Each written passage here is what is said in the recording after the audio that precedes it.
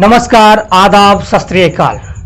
साथियों, 2020 का विधानसभा चुनाव अगर आपको याद होगा, ये बिहार विधानसभा चुनाव जिन जिन व्यक्तियों को याद होगा, शायद इन दोनों चेहरों को आप देखे होंगे। ये हमारे माननीय डीजीपी महोदय हैं, पूर्व डीजीपी महोदय पंडित गुप्तेश्वर पांडे जी। अगर ये चेहरा आपको याद नहीं तो फिर बिहार की राजनीति का आप समझ नहीं पाते। अगर आप बिहार की राजनीति में थोड़ा सा भी दिलचस्पी रखते हैं तो 2020 की चुनाव में आप इन महानुभाव को देखे होंगे हर टीवी चैनलों पे, मतलब एक नीतीश कुमार जी के प्रवक्ता के रूप में आप देखे होंगे। एक बिहार के सबसे बड़े प्रशासनिक पद पे बैठे हुए व्यक्ति को इस तरह के बयान देना समझ से परे था। हालांकि उन्होंने चुनाव को देखते हुए अपनी जो 6 महीना का नौकरी बचा हुआ था उससे भी वीआरएस ले लिया। वीआरएस आखिर क्यों लिया? वो इसलिए कि उन्हें ये लगा कि मुझे बिहार विधानसभा चुनाव में टिकट मिल जाएगा। साथियों, आप जानते हैं कि उस समय में ये बड़े बड़े बातें करा कर बोलेपन इनके अंदर आ गया था। इनका एक साथ 17 से 18 जिलों का नाम गिनती करवाना, अगर हमें टिकट नहीं मिलेगा तो इतने जगह आंदोलन होगा, जैसे अगर इनको टिकट नहीं मिलेगा तो पूरे बिहार में उनका आंदोलन चालू हो गया। नीतीश कुमार हर बातों को परखते हैं, समझते हैं। इन बातों को भी समझे कि आखिर इनको टिकट देने से क्या फ़ायदा। उनको जो फ़ायदा लेना था, राजनीतिक व्यक्ति के रूप में उनको जो फ़ायदा चाहिए था वो फ़ायदा उन्होंने ले लिया। साथियों, अभी इनका चर्चा इसलिए हम कर रहे हैं क्योंकि आप जानते हैं हमारे पूर्व डीजीपी महोदय ने बड़े प्रशासनिक पद जो बिहार में है डीजीपी का, उससे इस्तीफा दे दिया था। उसके बाद राजनीति में प्रवेश किए थे। लेकिन राजनीति तो सबके लिए बना नहीं है, यह बात हम आप सभी जानते हैं। ये हमारे डीजीपी महोदय नहीं जान पाए और उन्होंने क्या किया, उन्होंने नीतीश कुमार जी के जदयू पार्टी से ज्वाइन कर लिया। उन्हें लगा कि मुझे टिकट मिल जाएगा, मुझे मंत्रालय मिल जाएगा, मैंने जो काम किया है, नीतीश कुमार जी का जो सेवा किया हो, उस पर मुझे पूरा बल मिल जाएगा। साथियों, आपको याद होगा चुनाव के पहले एक सुशांत सिंह राजपूत नाम का मुद्दा गरमाया था। मुद्दा इसलिए मैं कह रहा हूं क्योंकि उसका अभी तक कोई न्याय नहीं मिला।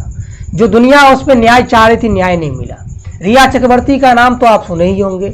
रिया चक्रवर्ती को खुलेआम बदनाम किया गया कि उन्होंने ही मारा, उन्होंने ही, और ये केस को कहां से कहां ले गया, डाइवर्ट कर दिया गया। एक दिन के अंदर या 2 दिन के अंदर पूरे मुंबई में बिहार पुलिस घूम गए थे। वो इसलिए क्योंकि मोदी जी और नीतीश बाबू को बिहार विधानसभा चुनाव जितना था। एक तरफा बिहारी को मार दिया, हाय तब्बा मचा हुआ था। उसके बाद क्या हुआ साथियों, वो गोपालगंज का सीन आपको याद होगा, जो हमारे माननीय पूर्व डीजीपी महोदय नदी में कूद गए थे छलांग लगा के, जांच कर रहे थे गंजी पहन के।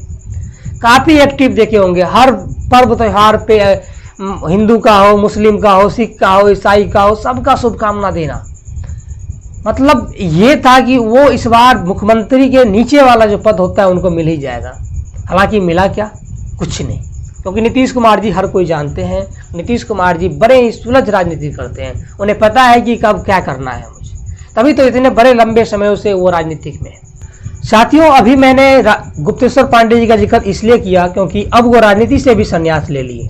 हालांकि राजनीतिक में उन्होंने कम ही समय दिया, उन्हें टिकट नहीं। पिछले बार भी इन्होंने एक वीआरएस लिया था लोकसभा चुनाव लड़ने के लिए, हालांकि उस बार भी इन्हें सफलता हासिल नहीं हुआ। अब इनका बयान आया है, मैं बयान पढ़ के सुना देता हूँ। इन्होंने अपनी एक बयान दिया है, उसमें कहा है, पॉलिटिक्स में जितनी बुद्धि, अनुभव, त्याग, धैर्य और तपस्या की जरूरत है वो शायद मुझ में नहीं। पांडे ने पिछले साल विधानसभा चुनाव के पिछले बिहार के डीजीपी के पद से वीआरएस ले लिया था, यानी चुनाव से कुछ दिन पहले वीआरएस ले लिया था। उन्हें लगा कि हमें चुनाव में टिकट मिल जाएगा, मैंने पहले ही बता दिया। वे चुनाव लड़ना चाहते थे, इसको लेकर उन्होंने जदयू पार्टी ज्वाइन की। उन्हें लगा कि नीतीश बाबू हमें टिकट दे देंगे। हालांकि राजनीति से संन्यास लेने के बाद अब वो अयोध्या गए हैं। अयोध्या क्यों गए हैं? उन्होंने अपना कथावाचक प्रोग्राम लॉन्च किया है, मतलब जोगी के भेष में। अब उन्हें लगता है कि अगर मैं जोगी के भेष में आ जाऊं तो हो सकता है मोदी जी की नज़र हम पे पड़ जाए, देश के और तमाम महापुरुषों का नज़र हम पे पड़े। क्योंकि साथियों, आप जानते हैं हमारे योगी बाबा को मुख्यमंत्री बना दिया गया, सांसद पहले बनाया, उसके बाद मुख्यमंत्री बना दिया गया। तो इन्हें भी ये लगा कि अगर हो सकता है अगर मोदी जी चाह लिए तो कुछ भी हो सकता है इस देश में। इस देश में मोदी जी के सिवा कुछ पत्ता भी नहीं डोल सकता है। इसलिए इन्होंने अयोध्या जैसे नगरी में कथावाचक का कार्यक्रम स्टार्ट कर दिया। अब क्या पता कि कथावाचक में इन्होंने क्या बोलते हैं, लोगों को क्या समझाते हैं, क्या दिशा निर्देश करते हैं, ये तो बाद की बात। लेकिन साथियों, जो एक बिहार के बड़े प्रशासनिक सेवा में रहे हो, जो व्यक्ति सरकार के एक व्यक्ति का कठपुतली बनकर काम किया हो, अब वो कथावाचक समझ से परे। मतलब कितना भी पाप कर लो, एक कहावत है हम लोग के यहाँ, अगर पाप कर लो उसके बाद थोड़ा सा पुण्य कमा लो, स्वर्गवास मिलेगा।